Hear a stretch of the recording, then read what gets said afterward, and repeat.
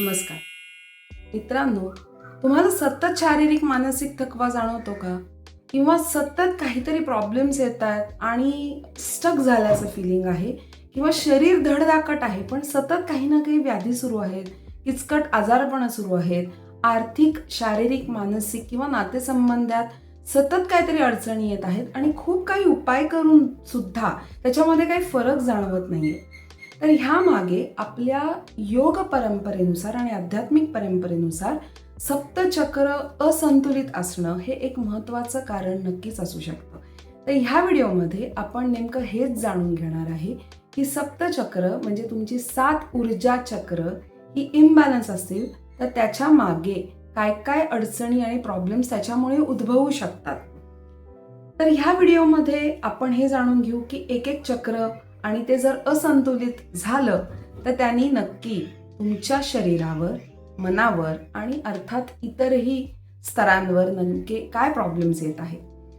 मी Prachi Mamdapur, life coach आहे, mind transformation coach आहे आणि गेले अनेक वर्ष माझ्या इतर व्यतिरिक्त सप्तचक्रावरही माझा अभ्यास आहे आणि त्याच्यातून आलेले अनुभव आणि मला ज्या इन्साइट्स मिळाल्या त्याच्यामधून मला असं लक्षात आलं की आपल्या औषधोपचारांबरोबरच जर आपण हे ध्यान आणि विचार ह्याच्यावर योग्य रीतीने काम केलं तर आपल्या आयुष्यात आश्चर्यकारक असे छान बदल घडून येतात आणि आपले हळूहळू प्रॉब्लेम्स मिटायला म्हणजे हळूहळू छान त्याच्यातनं मार्ग सापडायला नक्की मदत होते.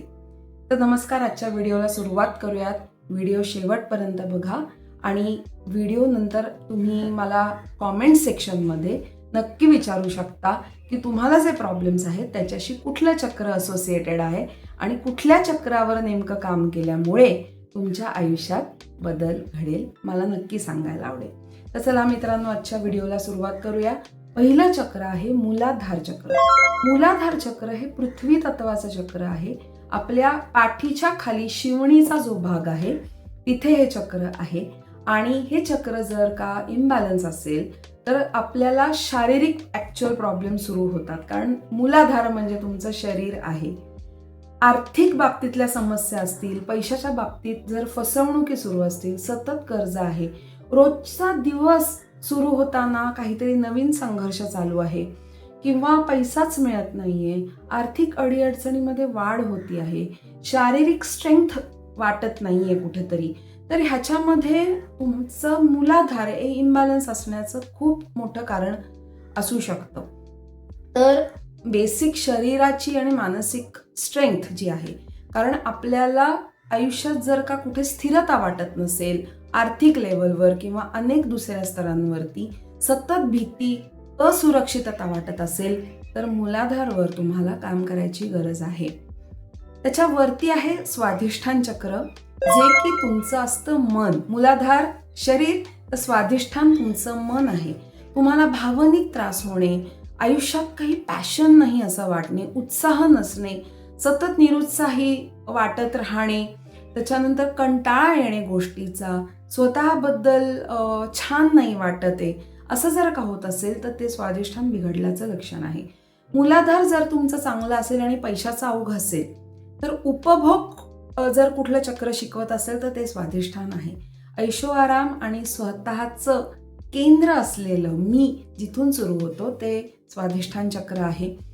तर हॉर्मोनल इम्बॅलन्समुळे होणारे सगळे त्रास म्हणजे मानसिक अस्वस्थता, चिडचिड, थकवा, आळस, नैराश्य म्हणजे पॅशन नसणे आणि लो फील होणे, हे सगळ्या गोष्टी स्वाधिष्ठान इम्बॅलन्सच्याच लक्षणं आहेत.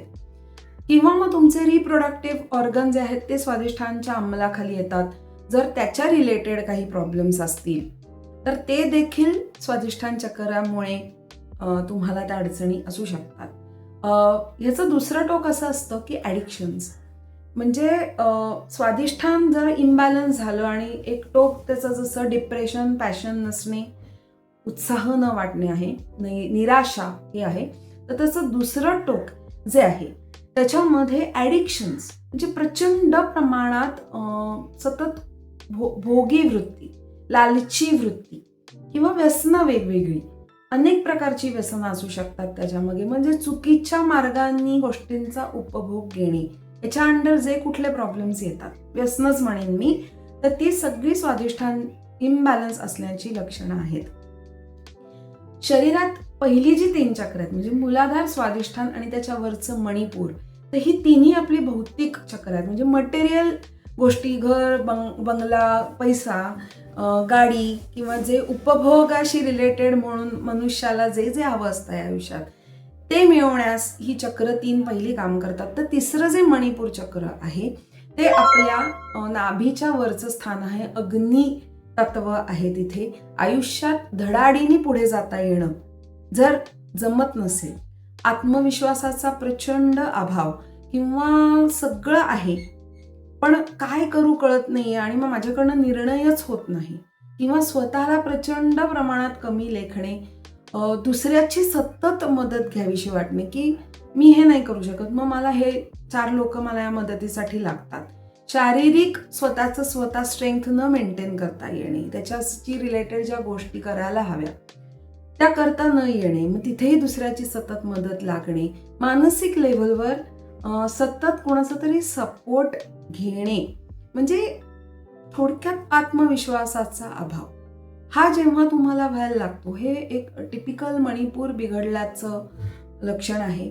आणि मग पचन संस्थेची रिलेटेड जे काही प्रॉब्लेम्स आहेत, अन्न नलिकेशी रिलेटेड आहेत, अन्न पचनाशी म्हणजे मेटाबॉलिझम रिलेटेड जे आहे तेही प्रॉब्लेम जर असतील तर तुमचं मणिपूर चक्र बिघडलेलं आहे. गट हेल्थ ज्याला म्हणतो ना आपण, ती मणिपूरमधनं येते. त्यामुळे एकतर तुमचं हे आत्मतेजाचं म्हणजे सेल्फ इमेज, तुम्ही स्वतःला जर सेल्फ इमेज डाऊन असेल, त्याच्या खाली जे स्वादिष्ठांमध्ये आहे ना तिथे खूप अपराधीपणाची भावना असेल तर स्वादिष्ठान बिघडलेलं असतं. पण जेव्हा तुमची सेल्फ इमेजच खूप डाऊन आहे, म्हणजे सेल्फ एस्टीम शून्य आहे, की आयुष्यात मी झिरो आहे, मी सगळं गमावलेलं आहे, मला काहीच जमत नाही, माझं नशीब खोटं आहे, आणि स्वतःला जे दोष देणं, आतल्या आत जे खच्चीकरण मनाचं चालू असतं ना, ते मणिपूर बिघडल्याचं लक्षण आहे. त्यामुळे अग्नी तत्व जे आहे मणिपूरचं ते योग्य प्रमाणात ऍक्टिव्हेटेड राहिलं, जर तुम्ही पथ्यपाणी नीट सांभाळलात आणि विचार, तर हे चक्र ऍक्टिव्हेट करायला मदत होते. ही चक्र कशी बॅलन्स करायची हे मी नक्की पुढच्या व्हिडिओमध्ये सांगेन. पण प्रॉब्लेम काय येतात चक्र संतुलन झाल्यामुळे हे आपण आजच्या व्हिडिओमध्ये समजून घेतोय. त्यामुळे मणिपूर रिलेटेड हे सगळे प्रॉब्लेम्स आहेत. आणि त्याच्या पुढचं चक्र जे आहे ते हृदय चक्र म्हणजे अनाहत चक्र ज्याला आपण म्हणतो, हे माझं सगळ्यात आवडतं चक्र आहे, कारण ते प्रेम, कृतज्ञता आणि विश्वासाचं चक्र आहे.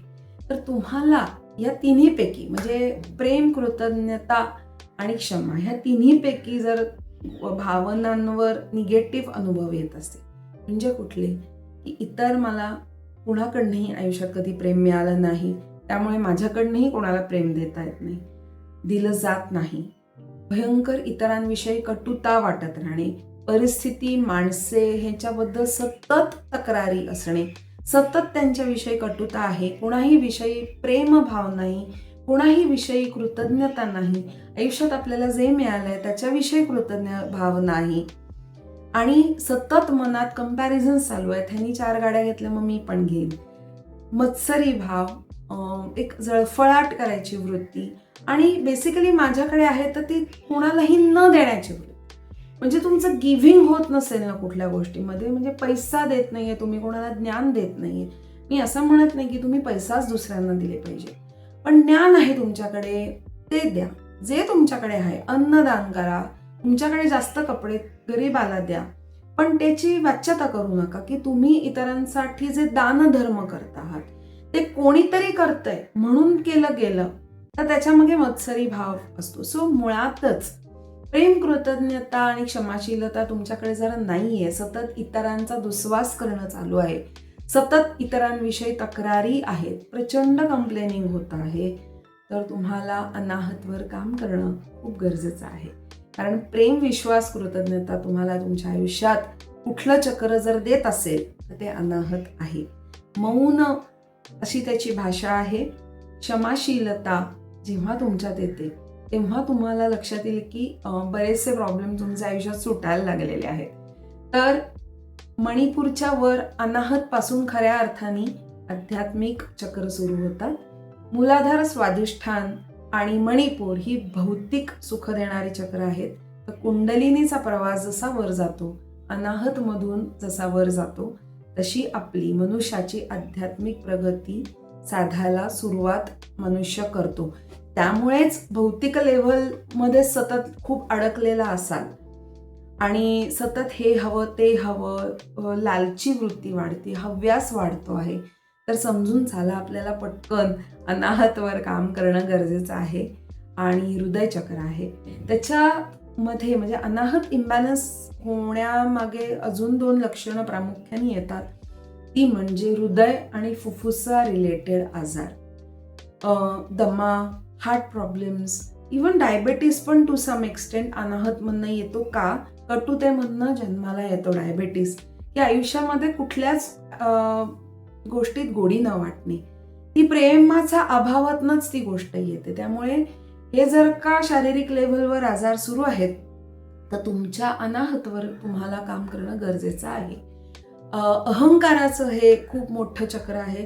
अहंकारी माणसं, भयंकर अहंकार आहे, सतत बढाया मारायची वृत्ती आहे, सतत दुसऱ्याला स्वतःसमोर झुकायला लावायची वृत्ती असणे, की काहीतरी झालं तर दुसऱ्यांनी माफी मागितलीच पाहिजे माझी, किंवा काही झालं तर दुसऱ्यांनी माझा येऊन पुढे हार तुरे देऊन सत्कार केलाच पाहिजे, किंवा माझं नाव आज घेतलं गेलं नाही, माझ्या नावाचा उदो झाला नाही. तर हे जे वाटणं, कंपॅरिझन सुरू होतं की मी मी मी मी पणा मग जिथे सुरू होतो, तिथे समजून जावं की तुमचं अनाहत चक्र हे बॅलन्स करायची, म्हणजेच इगो ड्रॉप करायची तुम्हाला खूप गरज आहे. आणि हा जेव्हा इगो ड्रॉप होतो तेव्हा आपसुकच इतरांविषयी तुम्हाला प्रेम, करुणा, सद्भावना जाणवायला लागते. तर त्याच्यावर जाऊयात आपण विशुद्ध चक्राकडे. विशुद्ध चक्र हे कंठचक्र आहे आणि सत्य, स्पष्टता याचं चक्र आहे. जर तुम्हाला आयुष्यात 2 मुख्यतः प्रॉब्लेम येत असतील, एक म्हणजे थायरॉइड, घसा, कान, गळा रिलेटेड समस्या, आणि दुसरी समस्या असं आहे की सतत इतर तुमच्याविषयी गैरसमज करून घेत आहेत, किंवा तुम्हाला सेल्फ एक्सप्रेशन जमत नाही, तुम्ही काय बोलता हेच लोकांना समजत नाही, किंवा जे तुम्हाला म्हणायचंय ते योग्य पद्धतीने त्यांच्या समोर न मांडता येणं, किंवा मांडलं तरी सतत नंतर मनात चलबिचल की मी योग्य बोलले का, माझ्याकडनं योग्य सांगितलं गेलं आहे का, गैरसमज तर झाला नाहीये ना, ही जर सतत गोंधळाची अवस्था आहे तर तुमचं विशुद्ध चक्र हे इम्बॅलन्स झालेलं आहे. कारण सत्य, स्पष्ट आणि सेल्फ एक्सप्रेशन याचा ते उगम आहे. हे जर प्रॉब्लेम तुम्हाला येत असतील तर तुम्ही जरूर विशुद्ध चक्रावर काम करा. विशुद्ध चक्र ज्यांचं ऍक्टिव्हेटेड आहे आणि अनाहत, तुम्ही बघा की त्यांच्याकडे आपोआप व्यक्ती जातात बोलायला, किंवा गायक, वादक, कला क्षेत्रातले सर्वजण, स्पिरिच्युअल गुरु, आध्यात्मिक गुरु, ज्यांच्या तोंडातून कायम सत्य बोललं जातं, असे आपले संत सुद्धा, संत परंपरेतली लोक, म्हणजे ज्ञानेश्वर माऊलींनी देखील ज्ञानेश्वरीत असा उल्लेख केलेला आहे की त्यांनी तर विश्वासाठी वसायदान मागितलं, तर त्यांनी सांगितलं म्हणजे अनाहत आणि विशुद्धापासून तुम्ही गिव्हिंग मध्ये जा, म्हणजे द्यायला सुरुवात करा इतरांना. जर तुम्हाला ते देणं जमत नाहीये त्याचा अर्थ तुम्हाला त्या चक्रांवर काम करणं गरजेचं आहे. विशुद्धानंतर येतं आज्ञाचक्र. हे आज्ञाचक्रात जर प्रॉब्लेम्स असतील तर तुमच्यामध्ये एकाग्रतेचा अभाव, खूप तुम्ही डायव्हर्ट होणे, संभ्रमित अवस्था सतत असणे, किंवा अजिबात कुठेही फोकस होत नाही असं वाटत राहणे, डिप्रेशन वाटत राहणे, प्रचंड डोकेदुखी, मायग्रेन सारखे आजार म्हणजे अर्धशिशी ज्याला म्हणतो, सायनसचे आजार आणि डोक्याच्या संबंधित कुठलेही आजार मेंदूचे, हे सगळे आज्ञाचक्राशी रिलेटेड आहेत. कारण आज्ञाचक्र आपलं महत्वाचं एनर्जी पोर्टल आहे, जिथून आपल्या खऱ्या आध्यात्मिक प्रगतीची सुरुवात होते. तर आज्ञाचक्र हे ध्यानाचं आहे. त्यामुळे जर तुम्हाला हे प्रॉब्लेम्स येत असतील तर तुम्ही जरूर आज्ञाचक्रावर काम करा. शेवटच्या चक्राकडे येऊया, ते म्हणजे सहस्त्रार चक्र. आपलं आध्यात्मिक उन्नतीची जर सर्वोच्च अवस्था कुठली असेल, ज्याला निर्विकल्प अवस्था, समाधी अवस्था आपण ज्याला म्हणतो, ती सहस्त्रार चक्रात जेव्हा तुमची कुंडलिनी म्हणजे तुमची चेतनेचा प्रवास जेव्हा मूलाधाराकडून तिकडे जातो, तेव्हा खऱ्या अर्थाने आपण म्हणतो की आपली आध्यात्मिक प्रगती झाली. तर आयुष्यात 2 गोष्टी जर का तुमच्या होत असतील, ते म्हणजे तुम्हाला असं वाटत असेल की माझी आध्यात्मिक लेवलला सुद्धा खूप चांगली प्रगती चालू आहे, माझ्या आयुष्यात मला काय करायचं कळतंय, भौतिक आध्यात्मिक गोष्टींचा मी बॅलन्स साधून आहे, पण तरी देखील 2 प्रॉब्लेम जर का तुम्हाला येत असेल, एक म्हणजे आयुष्याला काहीही अर्थ नाही असं वाटणं, पर्पज न वाटणं आयुष्यामध्ये, की काय माझ्या आयुष्याला करायचं हेच समजत नाही, किंवा माझं सगळं व्यवस्थित चाललेलं आहे तरी या आयुष्यात काही राम नाही असं वाटत असेल तर सहस्त्रार चक्रावर काम करा.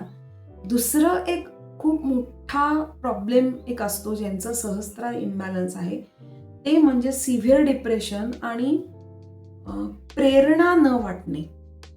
म्हणजे गोष्टी करायच्यात हे कळतंय, पण अंतप्रेरणा म्हणजे वाटतच नाही, आतून प्रेरणा येत नाही असं वाटत राहणं, काहीतरी सतत काहीतरी कमतर, काहीतरी चुकतंय, काहीतरी एक गोष्ट मिसिंग आहे सगळं असून देखील असं वाटतं आहे, तर तुम्ही सहस्त्रारावर नक्की काम करा. म्हणजे मगाशी आपण बघा स्वाधिष्ठान चक्र बघितलं भावनांचं, तर इथे जर का माणूस अडकला ना स्वाधिष्ठान चक्रामध्ये आणि इथे एक महत्वाचा प्रॉब्लेम असतो की कळतंय पण वळतच नाही, की सारख्या सारख्या त्याच चुका केल्या जातात. तर ते स्वाधिष्ठानचं जसं प्रॉब्लेम आहे तो, तसं सहस्त्रारचा असा आहे की सगळं आहे पण कुठेतरी काहीतरी कमी आणि ती पोकळी का आहे हे कळत नाही.